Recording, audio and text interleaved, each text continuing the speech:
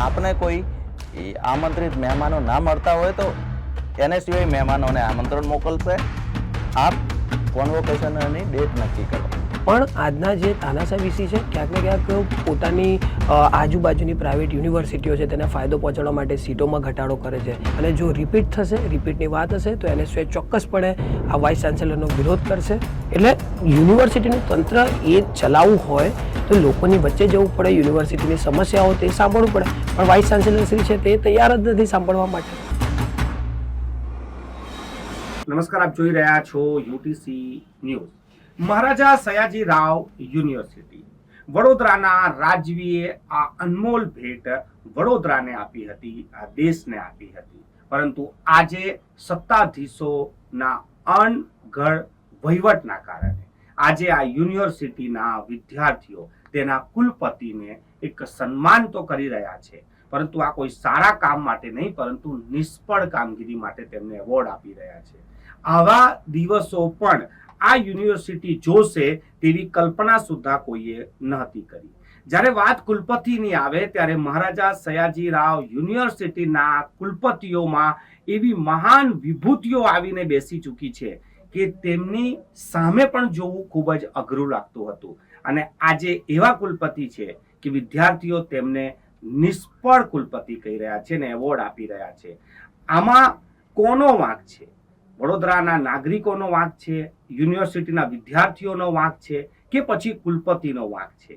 આ તો તમામ લોકો જાણે છે કે સમસ્યા ક્યાં છે, પણ કોઈ બોલવા તૈયાર નથી અને ભોગવી સમગ્ર વડોદરા ગુજરાત રહ્યું છે. આજે આપણે આ જ વિષય પર ચર્ચા કરવા માટે NSUI થી બે વિદ્યાર્થી નેતાઓ આપણી સાથે મોજૂદ છે. દુષ્યંત છે અને આપણી સાથે બીજા પણ એક યુનિવર્સિટીના જ હાલત જે તેમને ગઈકાલે જે એક આવેદન પત્ર પણ આપ્યું છે, અમર, એ પણ આપણી સાથે છે. અમર, સૌથી પહેલા તમારા સાથે જ વાત કરીએ કે આવા દિવસોની કોઈએ કલ્પના સુદ્ધા નથી કરી કે જે યુનિવર્સિટી વિશ્વમાં વખણાય છે અને એ યુનિવર્સિટીના કુલપતિને નિષ્ફળ કુલપતિનો એવોર્ડ વિદ્યાર્થીઓ આપતા. જ્યારથી તમે જોશો કે 3 વર્ષ પહેલાથી યુનિવર્સિટીમાં જ્યારે વિજયકુમાર શ્રીવાસ્તવની નિમણૂક થઈ ત્યારથી એવું ફક્ત એવું નથી કે વિદ્યાર્થીઓ આમનાથી નારાજ છે.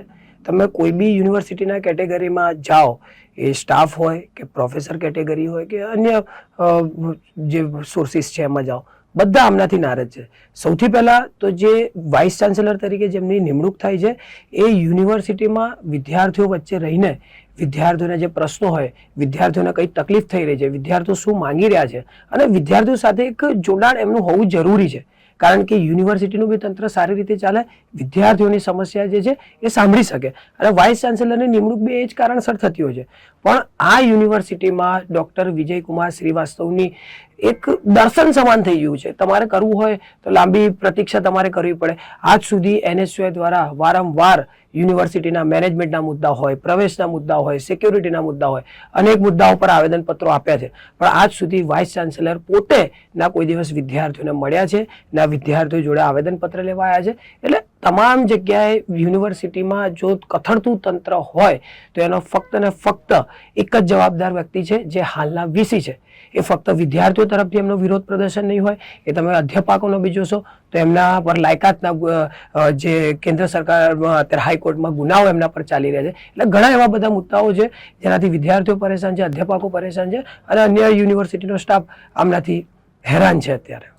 દુષ્યંતભાઈ, જેમ કીધું અમારે કે આવેદનપત્ર સ્વીકારતા નથી, કોઈને મળતા નથી, પરંતુ એવું કહેવામાં આવે છે કે એમનું કામ આ નથી. એમનું કામ છે યુનિવર્સિટીનું વહીવટ કરવું, વારંવાર આવેદનપત્ર સ્વીકારવા. એ એમનું કામ નથી કે વિદ્યાર્થીઓને મળીને જ સમસ્યા હલ થઈ શકે. એ માસ વિદ્યાર્થીઓ માટે કામ કરી રહ્યા છે, આગળના ભવિષ્ય માટે કામ કરી રહ્યા છે. તમને શું લાગે છે? સપોઝ પહેલા તો જોવા જઈએ તો ગુજરાતની દરેક યુનિવર્સિટી આપણે જોઈએ ને, ગુજરાત યુનિવર્સિટી હોય, સૌરાષ્ટ્ર યુનિવર્સિટી હોય, VNSGU હોય, ભાવનગર હોય કે ભક્ત કવિ નરસિંહ મહેતા હોય કે MS યુનિવર્સિટી હોય, દરેક યુનિવર્સિટીમાં વિદ્યાર્થીઓ જ્યારે રજૂઆત કે પોતાનું રિપ્રેઝન્ટેશન કરવા જતા હોય, ડાયરેક્ટ એ VCના કેબિનમાં જઈને એમને રિપ્રેઝન્ટેશન કરી શકે.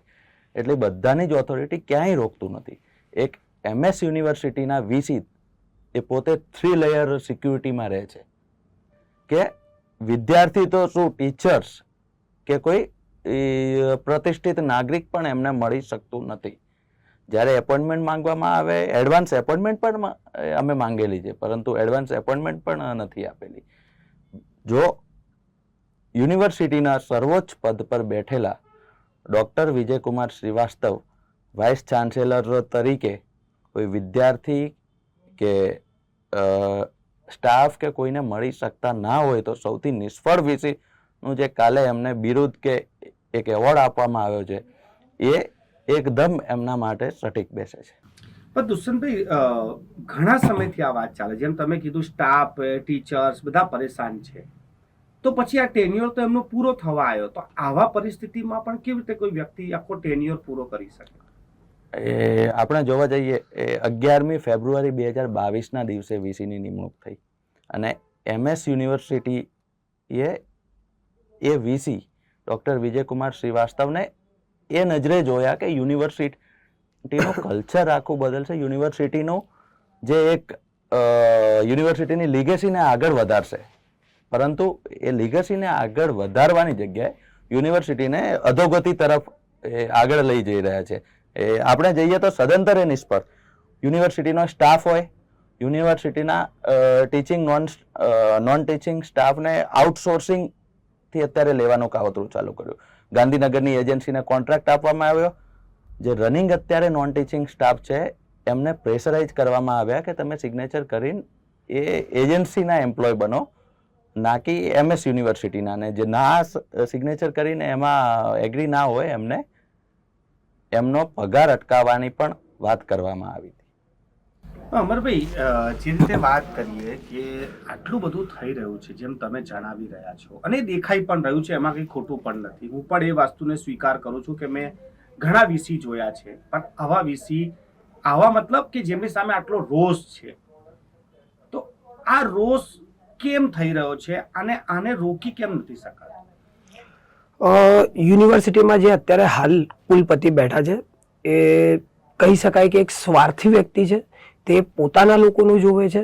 તમે જોશો કે અગાઉના દિવસોમાં જ્યારે અમુક નિર્ણયો જે વિદ્યાર્થીઓને પૂછીને લેવાના હોય, જેવી રીતે કે વર્ષોથી યુનિવર્સિટીમાં હોસ્ટેલ્સની ફેસિલિટી છે, ત્યાં વિદ્યાર્થીઓ રહે છે, પણ ત્યાં વિદ્યાર્થીઓને પૂછ્યા વગર ત્યાં તમે જોશો કે ત્યાં જમવાનું કમ્પલસરી કરી દીધું, એમનો 100% ફીઝમાં વધારો કરી દીધો રહેવા માટેનો. એ બધી વસ્તુઓ એ વાઇસ ચાન્સેલરને એમાં નથી આવતી, અને એમાં જે કોન્ટ્રાક્ટ બેઝ પર જે વ્યક્તિઓ મૂકેલા હતા એ ક્યાંક ને ક્યાંક વીસી સાથે અંગત હતા અને તેમના અંગત લોકો હતા. અને તમે જોશો કે આ જ વસ્તુ હોસ્ટેલમાં થઈ હતી. સિક્યુરિટીની, વિજિલન્સની જે ફેસિલિટી યુનિવર્સિટીમાં સુરક્ષા માટે પૂરી પાડે છે, ક્યાંક ને ક્યાંક કે એમના સગા સંબંધીઓ, એમના જે મિત્રો છે તેમને જ ફાળવવામાં આવે છે. એટલે દરેક જગ્યાએ કોઈના કોઈ વ્યક્તિ આ જે કુલપતિ અત્યારે બેઠા છે તેનાથી પરેશાન, હેરાન તો છે જ.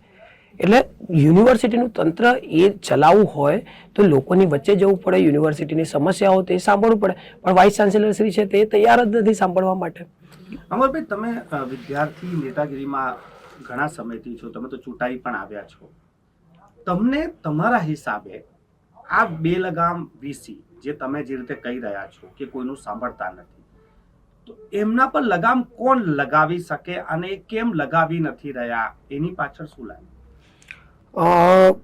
ક્યાંક ને ક્યાંક એવું કહેવું છે કે કુલપતિના સંબંધો ઉપરની ઓથોરિટી, જે ગવર્મેન્ટ ઓથોરિટી સ્ટેટ લેવલે છે, સેન્ટ્રલ લેવલે છે, ક્યાંક ને ક્યાંક તેમના સંબંધો છે, તેથી તેમને હટાવતા નથી. તમે જોશો કે તેમની લાયકાત પર પ્રશ્નો ઉઠ્યા છે, યુનિવર્સિટીના અધ્યાપકે એમના પર કેસ ચાલ્યા છે, હાઈકોર્ટે કરી છે. એટલે યુનિવર્સિટીને ક્યાંક ને ક્યાંક ગરિમાને ઠેસ પહોંચે છે આ વસ્તુને.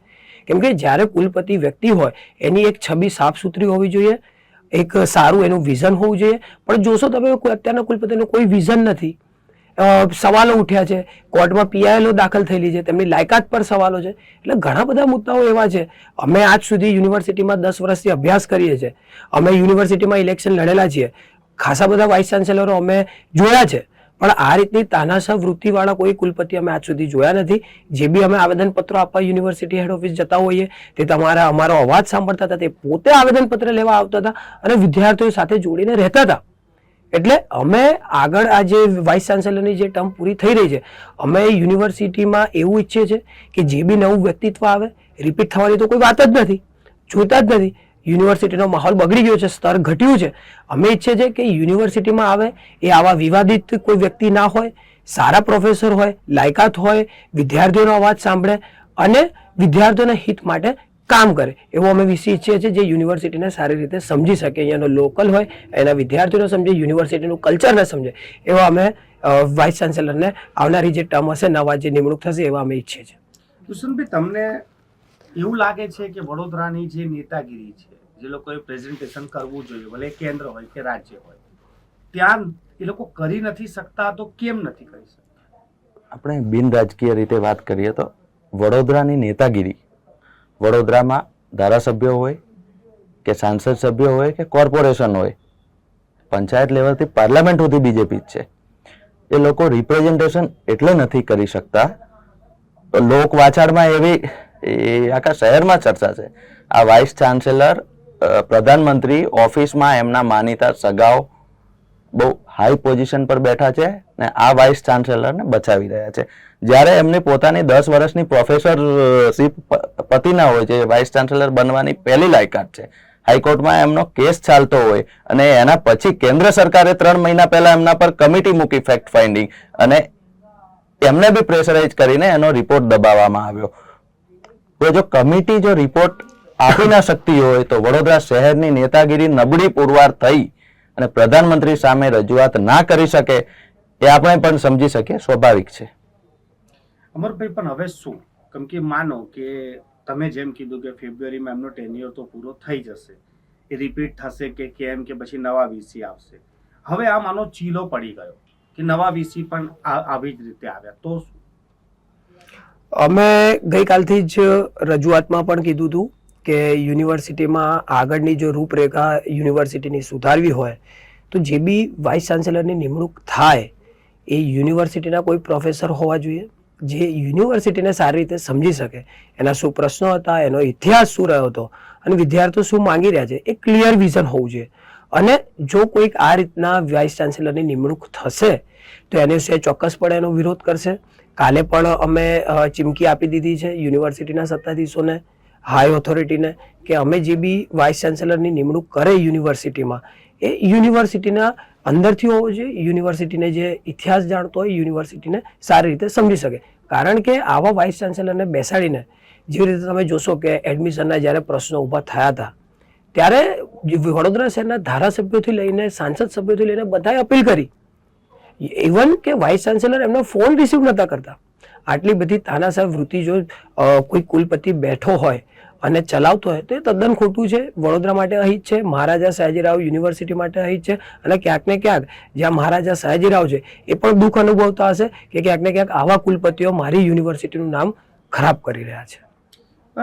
આ બધી વ્યવસ્થાની વચ્ચે જે હમણાં કરંટ એક વિષય છે કોન્વોકેશન, જે ઓક્ટોબરમાં થવો જોઈએ પરંતુ ડિસેમ્બર ચાલી રહ્યો છે, હજી પણ ડેટ નક્કી નથી. એબીવીપી આના માટે ચીમકી આપી ચૂક્યું છે, આવેદનપત્ર પણ આપી ચૂક્યું છે. આપ કેવી રીતે જુઓ છો? યુનિવર્સિટીના હેન્ડબુક પ્રમાણે એ ઓક્ટોબરમાં કોન્વોકેશન થઈ જવું જોઈએ. 2 મહિના વધારે થયા હોવા છતાંય હજુ સુધી એની કોઈ ડેટ નક્કી નથી. એમને આમંત્રિત મહેમાનો મળતા નથી એવી ચર્ચા આખી યુનિવર્સિટીમાં ચાલી છે અને વડોદરા શહેરમાં ચાલી છે. તો અમે એનએસયુએ તરફથી એવી માંગ કરીએ છીએ ને એમને એક સજેશન આપીએ છીએ કે જો આપને કોઈ આમંત્રિત મહેમાનો ના મળતા હોય તો એનએસયુએ મહેમાનોને આમંત્રણ મોકલશે. આપ કોન્વોકેશનની ડેટ નક્કી કરો અને વિદ્યાર્થીઓને જેમને એબ્રોડ ભણવા જવાનું હોય એમને ડિગ્રી આપો તો એ એમનું ભવિષ્યમાં આગળ જે કરવું છે એ કરી શકે. અમરભાઈ, છેલ્લો સવાલ કે જે પ્રમાણેનું હાલ તંત્ર ચાલી રહ્યું છે, તમારી જે રીતે નારાજગી છે, તમારા જે રીતે ગંભીર આરોપ છે, આગળ શું? આગળ જો વાઇસ ચાન્સેલર તરીકે કોઈ નવા વ્યક્તિની નિમણૂક થશે તો એનએસયુઆઈ એ વાતથી યુનિવર્સિટીથી રાજી છે અને સહેમત છે. અને જો આ વાઇસ ચાન્સેલર રિપીટ થશે તો એનએસયુઆઈ ચોક્કસપણે આનો વિરોધ પ્રદર્શન કરતો રહેશે. એ યુનિવર્સિટીથી લઈને રોડ રસ્તાઓથી લઈને જે વડોદરાના જે નગરજનો છે, જે શહેરી મોહલ્લાઓ ગલીઓ છે, ત્યાં સુધી આ આંદોલન રહી જશે. કારણ કે જ્યારથી યુનિવર્સિટીમાં વાઇસ ચાન્સેલર તરીકે વિજય શ્રીવાસ્તવ સરની નિમણૂક થઈ છે ત્યારથી વડોદરાના રહેવાસીઓ પણ નારાજ છે, વિદ્યાર્થીઓ પણ નારાજ છે. કારણ કે જે વિદ્યાનું ધામ એક યુનિવર્સિટી જે મહારાજાએ આપ્યું હતું અહીંયાના લોકોના ભણવા માટે, તમે જોશો કે આજે એનું સ્ટેટસ શું છે. વિદ્યાર્થીઓને એડમિશન નથી મળી રહ્યા. મહારાજાનું એક વિઝન હતું કે મારો વડોદરાનો વિદ્યાર્થી અહીંયા ઓછી ફીઝે સારી ક્વોલિટીમાં અહીંયા શિક્ષણ મેળવી શકે અને ભણી શકે.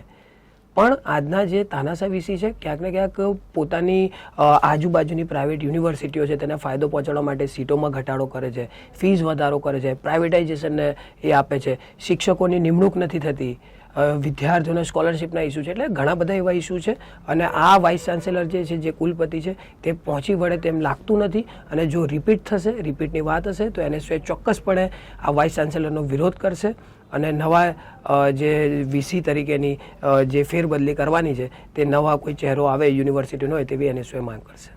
ખૂબ ખૂબ આભાર આપનો અમારા સાથે ચર્ચા કરવા માટે. દુષ્યંત અને અમર એનએસયુઆઈ તરફથી આપણી સાથે જોડાયા હતા અને મહારાજા સયાજીરાવ યુનિવર્સિટીના જે વિષયો છે, વાઇસ ચાન્સેલરના જે વિવાદો છે તેમની પર ગંભીર આક્ષેપ કરી રહ્યા છે.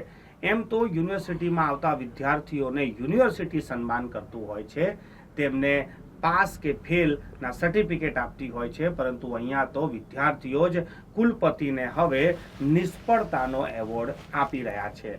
હવે કુલપતિ આ મામલે શું જવાબ આપે છે, એમએસ યુનિવર્સિટી શું વિચારે છે અને જે પણ આ બધા મુદ્દા છે, આ જે દાગ તેમની પર લાગ્યા છે, એ તે કેવી રીતે દૂર કરે છે તે આવનારો સમય બતાવશે.